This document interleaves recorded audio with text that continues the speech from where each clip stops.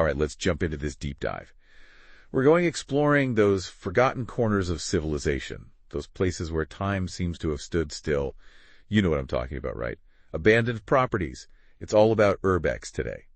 And while it sounds super exciting, you can't just grab your backpack and head out the door. There are things you got to know for safety, for respect, for just doing things right. Yeah, it's more than just getting those cool photos for the gram, right? Totally. It's really about connecting with the past, understanding the stories behind these places and just feeling the atmosphere. But there are risks, too. There are legal things to think about, and you got to prepare properly, before you even think about stepping into that abandoned building. Safety first. Absolutely. And respect for these places. Totally. Got it. So let's start with, the basics. Imagine I'm getting ready for my first Urbex adventure. What's on the gear checklist? Well, the first thing is dress for the occasion, but not like you're hitting a fashion show or anything. Right. Think practical, protective. Broken window theory, they're a pretty popular Urbex YouTube channel. They recommend wearing those old clothes, the ones you don't mind getting dirty. Dark colors are good too. You don't want to stand out, right? You don't want to attract attention or ruin your good clothes. Yeah, that makes sense. Blending in is key. And dark colors would definitely help with that. What about protecting yourself, though? These places can be kind of rough, right? Exactly. So long pants, long sleeves, that's a must. It'll protect your skin from, scratches, dust, all the weird stuff that might be lurking around. Makes sense. And sturdy shoes, those are non-negotiable. Okay. If you can get ones with good grip, even steel toes, that's even better. You got to protect your feet from, sharp objects, debris, all that. So my hiking boots would work. Oh, perfect. Yeah, anything that gives you good ankle support, good protection, you're good to go. Awesome. And remember, layers are your friend. Okay, yeah. The temperature inside, you never know what it's going to be like. It could be really different from outside. So being able to adjust your clothing, that's super important to stay comfortable. All right, so outfits sorted. Now what about the tools of the trade? What do I need to pack? It's like your little urban exploration toolkit. First up, a reliable backpack. Make sure it's comfortable to carry and big enough to hold everything you need. Okay. You want to pack some food, water, stay energized and hydrated, especially if you're exploring a really big place. Right, yeah. And of course, your phone ID, got to have those for emergencies, just in case, Right, so phone for emergencies, ID, just in case you need to identify yourself. That makes perfect sense. What about light? These places are often pretty dark, right? Oh, yeah. Flashlights are crucial. Actually, bring multiples if you can. A handheld one and a headlamp, that's the ideal combo. You'll be navigating dark, sometimes unpredictable environments, so backups are key. Right, yeah. Makes sense. And here's something a lot of beginners forget. A respirator mask. Oh, yeah. Abandoned buildings, they can be full of dust, mold, all sorts of stuff you don't want to breathe in. Oh, that's a good point. I wouldn't have even thought about a respirator mask. Is there a specific type I should be looking for? You want one with a good safety rating. Okay. Do some research online, see what people recommend for your area, but generally, something that filters dust particles and mold spores, that's a good start. Okay, noted. Safety first. Now, I know a big part of Urbex is getting those amazing shots. What kind of camera gear should I be thinking about? Your camera setup really depends on you. Okay. Some people just use their phones, which is totally fine. Others, they prefer a DSLR or a mirrorless camera for better quality photos. The main thing is to have a camera you're comfortable using and that can handle, low light conditions. Right. Oh, and don't forget extra batteries and memory cards. Of course, you don't want to run out of juice in the middle of, the perfect shot. What about lenses? Any recommendations there? A wide-angle lens, that's great for those really big, impressive shots of the abandoned space. Okay. And a zoom lens can be useful for, focusing on details or shooting from a distance. But again, it's really up to your personal preference and what kind of photography you want to do. Right. So choosing gear that suits your style and the locations you want to explore. Got it. But before we go full-on gearhead, let's talk about finding these awesome locations in the first place. Where do you even begin looking? Well, it all starts with research. Yeah. And luckily for us, we're in the age of information, right? Online resources are your best friend. Okay. Think like online forums, Facebook groups, Instagram pages, even Reddit threads, all dedicated to Urbex. Okay. These communities are full of people who love exploring, and they share their experiences, their tips, and sometimes even the locations themselves. Oh, that's awesome. So it's like a treasure trove of information. But I imagine it's not as simple as just searching abandoned places near me on Google, right? Well, you could try, but you might not get the best results or the most up-to-date info. And here's where things get a little tricky. You see, the Urbex community, they often use these like code names or vague descriptions. It's to protect the locations from vandalism, or being overrun with people. Yeah, I've heard about that. It makes sense, though. So how do you crack the code, so to speak, and actually get access to the real info? It's all about building trust within the community. Okay. You got to engage in the online forums, participate in discussions, and show that you genuinely respect the hobby and the locations. It's kind of like earning your stripes. Right. You can't just waltz in and demand addresses. You need to be part of the community, show that you understand, like, the unwritten rules of Urbex. Got it. Yeah. What about Google Maps, though? Could that be helpful in finding locations? Google Maps can definitely be helpful. Yeah. You just got to use it strategically. Let's say you hear about like an abandoned factory in a specific city.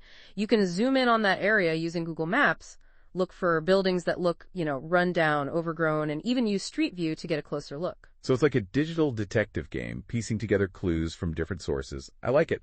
What other online tools could be helpful for tracking down these locations? Once you think you have a lead, Google becomes your best friend. Okay. Search for news articles about the property. You might find old blog posts, forum discussions, anything that mentions it. It's all about being persistent and resourceful in your research. Sounds like it takes some real detective work. I'm into it.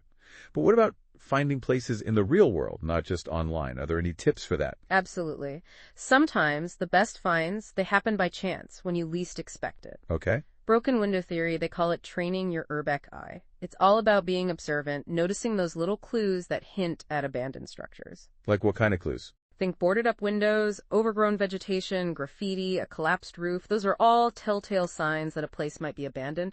But even if it looks abandoned, always double check before you go in. Right, yeah. You don't want to accidentally stumble into someone's home or a business that's still running. Speaking of stumbling, that brings us to safety, a super important topic. What are some of the biggest risks involved in urban exploration, and how can beginners especially make sure they stay safe? Safety is super important. It's got to be your top priority during every exploration. One of the biggest risks is unstable structures. Yep. Abandoned buildings. A lot of times they haven't been maintained in years. They could be really unsafe. Right. So be aware of your surroundings. Don't climb on anything that looks shaky. Be extra careful with stairs and floors. They might be rotting. Okay, so basically use common sense. Don't take any unnecessary risks. Exactly. What other hazards should explorers be aware of? Well, besides the structure itself, there are environmental hazards to think about. Abandoned buildings can have asbestos, lead paint, mold, all sorts of nasty stuff. Oh, yeah. That's a good reminder that these places haven't exactly been, inspected for safety recently. Right. So how can explorers protect themselves from these kinds of hazards? That respirator mask we talked about earlier, that's your first line of defense. Make sure it's a good one that's designed to filter out dust, mold, all that. And long clothes, gloves, those help protect your skin from coming into contact with anything harmful. Okay. So respirator mask, long clothes, gloves, got it. Anything else? Yeah, be mindful of wildlife. You never know what creatures might be squatting in an abandoned building, right? Oh, true. So look out for signs of animals like rats, bats. You might even see raccoons or possums, depending on where you are. Oh, wow. Okay, so structural hazards, environmental hazards, wildlife. What about other people? Is there a risk of encountering other people in these abandoned places? It definitely can happen. You might run into other explorers, which is cool. Or you might come across squatters, maybe even people doing something illegal. You just have to be aware of your surroundings, trust your instincts, and try to avoid confrontation. Okay, so if you feel uncomfortable or unsafe, it's best to just leave, right? Exactly. And speaking of feeling unsafe, let's talk about the legal side of urban exploration, because this is where things can get tricky. Yeah, because technically most of these places are private property, right? Exactly. And going in without permission, that's trespassing, which can have legal consequences. How serious they are depends on the location and the laws in your area, but it's definitely something to be aware of. So is it ever actually legal to explore abandoned places? The best way to make sure you're on the right side of the law is to get permission from the property owner. Okay. Of course, that can be tough, especially if the place is truly abandoned. The owner might be hard to find. But it's always worth trying. Right. What if you can't find the owner or they say no? Any other options? There are some organized tours that give you legal access to abandoned locations. Oh, cool. They usually cost money, but it's a safe and legal way to experience the thrill of Urbex. So that's a good option for beginners who might be nervous about the legal stuff. But let's be real. Part of the appeal of Urbex is the adventure of finding these places yourself and exploring them on your own terms. How do you balance that with, respecting the law and the property? It's a balancing act, for sure. It comes down to personal responsibility. Know the trespassing laws in your area and what could happen if you get caught. Most importantly, approach every exploration with respect for the location, its history, and the people who own it. That's a great point. It's not just about avoiding trouble. It's about treating these places with the respect they deserve. So how can explorers actually show that respect? Like in practical ways? One of the most important principles in responsible urban exploration is the leave no trace philosophy. Oh yeah, I've heard of that, but what does that really mean when we're talking about urbex? It's pretty simple. Take nothing but pictures, leave nothing but footprints. Don't vandalize, don't steal, and try not to disturb anything more than you absolutely have to. Okay, so it's about preserving these spaces for others to enjoy and keeping them as untouched as possible. Exactly. Imagine if everyone who went to an abandoned place left their mark or took souvenirs, These places would lose their charm, their history, everything that makes them special. Right, yeah. It's about being a respectful visitor, not like an intrusive tourist. That's a good way to put it. So Leave No Trace is all about being a responsible steward of these places. Absolutely. It's about recognizing that these places might seem abandoned, but they still have a story, and they deserve to be treated with respect. Okay, so we've talked about safety, legality, respect. What about the community? You mentioned before that the Urbex community is pretty tight-knit. What's the best way for beginners to connect with other explorers and learn from their experience? Well, those online forums, Facebook groups, Instagram pages we talked about, that's a great place to start. These are hubs for sharing information, tips, stories about adventures. Okay. And a lot of these communities also organize group explorations or meetups. Oh, cool. So it's not just about finding locations online. It's about connecting with other people who love this stuff as much as you do. Exactly. And that's one of the cool things about our Urbex community. It's full of people who are passionate about history, photography, the thrill of discovery, and they're usually happy to welcome newcomers and share what they know. That sounds awesome. Anything else beginners should know about the Urbex community? One thing to remember is that they take safety and respect very seriously. Okay. Yeah. So be prepared to answer questions about your experience, your gear, and if you understand the leave no trace principle. That makes sense. They want to make sure that everyone's exploring responsibly and safely. Exactly. And that brings us to another important aspect of safety we haven't really talked about yet, communication. Right, because things can be unpredictable in these places. Things can go wrong. So what kind of communication strategies should explorers have? The first rule: never explore alone. Okay. Always go with at least one other person, ideally a group you trust, people who can look out for each other. And before you go, tell someone who's not coming with you about your plans, like where you're going, when you expect to be back. Right. That way, if something happens and you don't check back in, someone knows where to start looking for you. That's a crucial safety tip that's easy to forget. It's like filing a flight plan before you head out on an adventure. Exactly. What about communication once you're actually at the location? Any tips for that? If you're with a group, stay together. Communicate regularly. Okay. Decide on a meeting point just in case you get separated. Check in with each other often to make sure everyone's okay. And if it's a really big or complicated location, you might even want to use walkie-talkies to stay in touch. So being prepared, communicating clearly, and using common sense to minimize risks. Exactly. And I guess if something doesn't feel right, just trust your gut and get out of there, right? Absolutely. There's no shame in cutting an exploration short if you don't feel safe. Right. Your safety is the most important thing. Okay, I think we covered a lot of ground in this first part of our Urbex deep dive. We did. We've got the gear, finding locations, safety, respect, community. Is there anything else that beginners absolutely need to know before their first urban exploration? One thing we haven't talked about yet is photography etiquette. Taking pictures, it's a big part of Urbex, but there are some unspoken rules that you should follow. Oh, that's interesting. I'd love to hear more about that. What kind of photography etiquette are we talking about? Well, for one thing, it's generally considered bad form to reveal the exact locations of these places, either in your photos or online. Why is that? It's all about protecting these places from vandalism, theft, too much attention. Ah, so it's about keeping them special for those who know how to find them. Exactly. It's like a secret society sharing information within a trusted circle. Right. Okay, so keep locations secret. What other photography etiquette tips are there? Another important one is to be mindful of the environment when you're taking pictures. Don't move things around, don't stage scenes, and don't leave any trace that you were there. Okay. You want to capture the beauty of these abandoned places as they are, authentically. So it's about respecting the history and the spirit of these places, not trying to manipulate them just to get a good photo. Exactly. And that brings us to another crucial point about Urbex photography: safety. Right, we talked about general safety earlier, but I imagine there are specific things to keep in mind when you're taking pictures in these environments. Absolutely. First and foremost, be aware of your surroundings. Don't put yourself in danger to get a shot.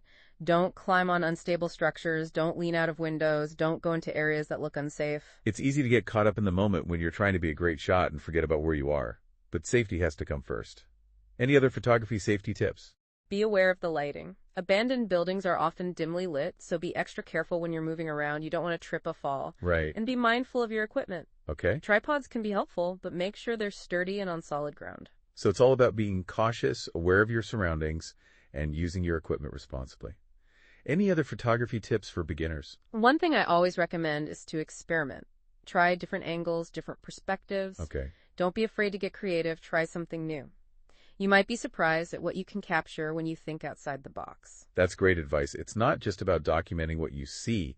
It's about using your camera to tell a story, to evoke some kind of emotion. Exactly. And that's what makes Urbex photography so special. It's a way of capturing the beauty, the decay, the stories that are hidden in these forgotten places. Well, I think we've covered a lot of ground today. We've given our listeners a good foundation for understanding what urban exploration is all about. Yeah. We talked about the cure, finding locations, safety, respect, community, even photography etiquette. What final words of wisdom do you have for our listeners before they go out on their first Urbex adventure? I'd say approach urban exploration with a sense of wonder, curiosity, and respect. These abandoned places, they have this unique allure. It's a privilege to be able to explore them, but do it responsibly, ethically, with a deep appreciation for their history and their beauty. Beautifully said. It's not just about getting those cool photos. It's about preserving these spaces and making sure their stories continue to be told. Exactly. So go explore, discover, and document, but do it with a mindful heart and a respectful hand. Great advice. All right, so we've covered a lot in this first part of our deep dive.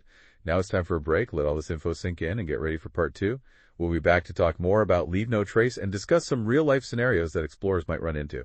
So stay tuned. Welcome back. We've laid the groundwork, talking about gear, finding locations, and the importance of safety and respect in Urbex.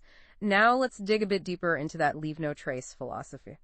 It's more than just a cool saying, you know? It's like the foundation of ethical urban exploration. I'm ready to get into it. I get the basic idea, right? We're just visitors in these spaces, so treat them with respect, leave them how we found them.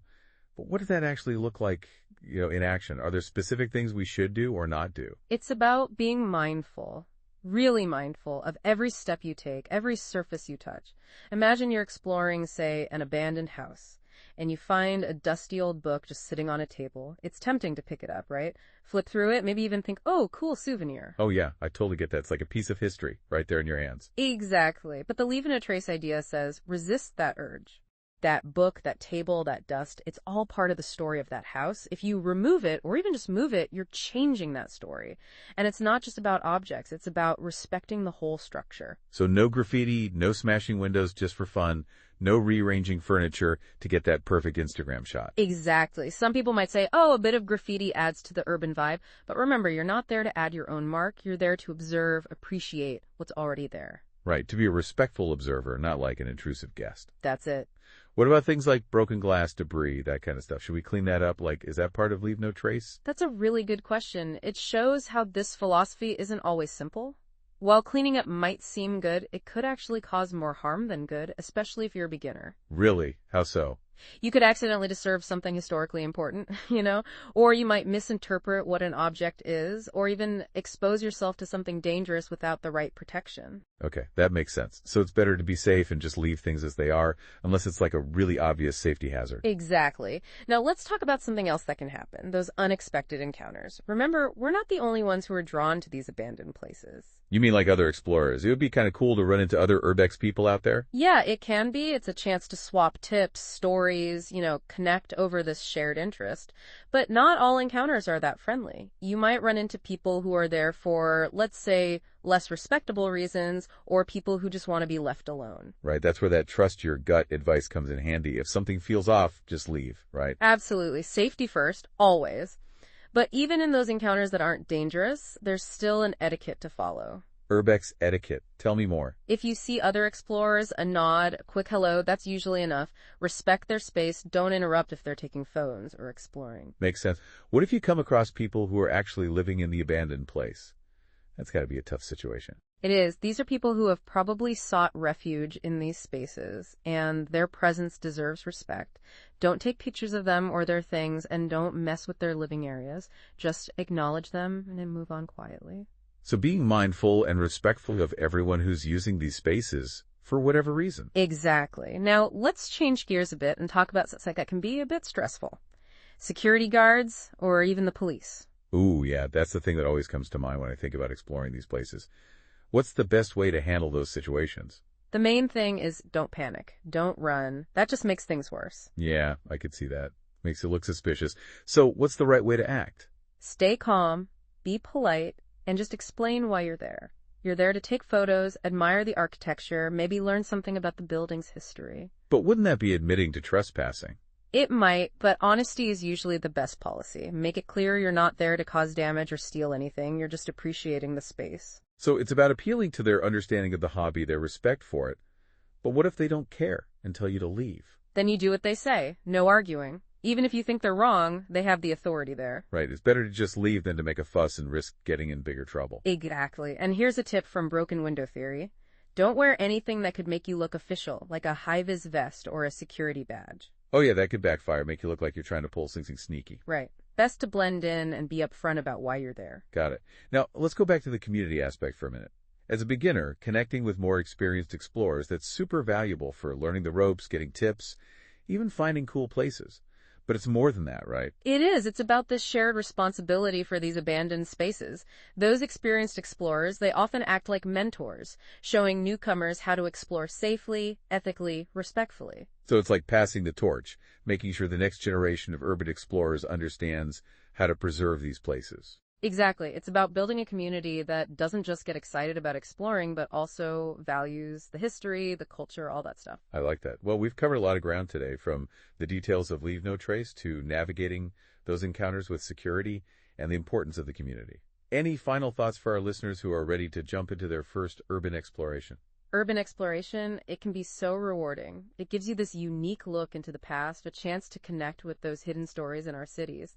But it's got to be approached with respect, responsibility, and a real appreciation for the fact that you get to explore these places. Remember, you're not just a photographer, an adventurer, you're kind of a steward of history. What you do matters. That's a powerful thought.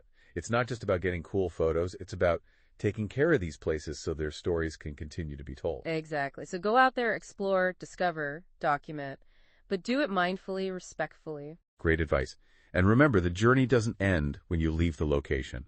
It continues in the stories you tell, the photos you share, the memories you keep. Now, before we wrap up this part of our deep dive, just a reminder that we'll be back for a third and final part where we'll get into some advanced tips and tricks for urban exploration. We'll talk about special equipment, navigating complicated locations, and taking your photography to the next level. So stick around for that. Welcome back to our Urbex deep dive. We've talked about the basics, the gear, the safety, the respect, the community.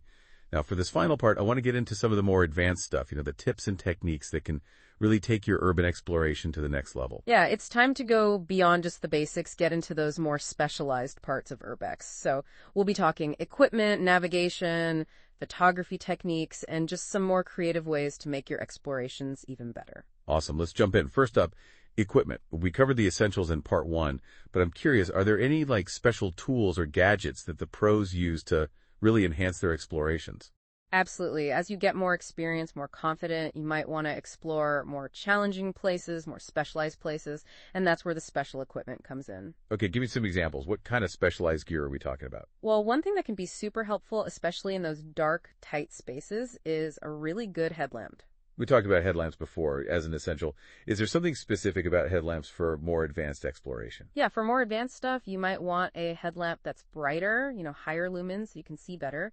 And some of them even have a red light mode, which is good for keeping your night vision. Oh, right, because you don't want to ruin your night vision if you're exploring a big, complicated place. What other gear can be helpful? Another one that can be really useful, especially if you're into rooftops or high places, is a good pair of climbing gloves. Climbing gloves, like for rock climbing. Yeah, exactly. They give you amazing grip and protect your hands when you're on those tricky surfaces or handling rough stuff. Okay, good headlamp, climbing gloves. What else? Depending on the locations you're exploring, some really sturdy work boots can be a game changer. Good ankle support is key. Right. Some people even wear steel-toe boots for extra protection if it's a really hazardous place. Makes sense. Choose the right gear for the challenges you're facing.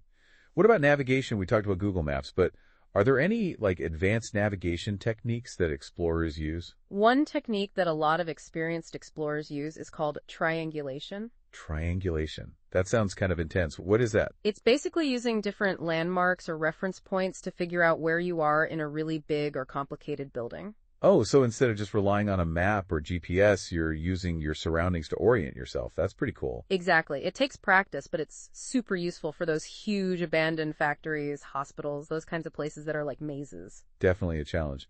What about photography? Are there any advanced photography techniques that can really help get those amazing shots? One technique that can really step up your Urbex photography is called light painting. Light painting. I've heard of it, but I don't really know how it works. It's where you use a long exposure on your camera, and while the shutter's open, you move a light source around, like a flashlight or your headlamp.